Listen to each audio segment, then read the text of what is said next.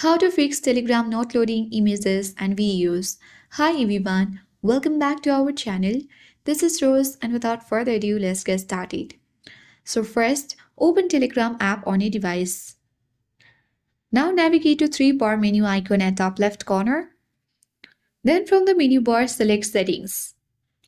Now you simply need to navigate to Data and Storage option. Now in this section, you simply need to make sure to turn on when using mobile data and when connected to Wi-Fi. This ensures that photos, videos and files are loaded automatically.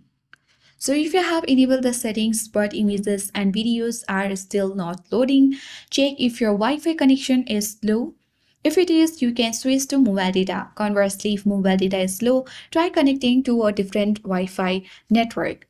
If the issue persists, the problem might be with the app itself. To fix this, long press on app and select eye icon. Here you need to select storage uses and tap on clear cache.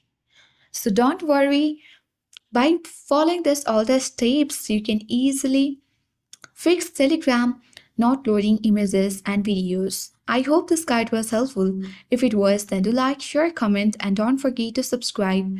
Thanks for watching, and I'll see you in the next video.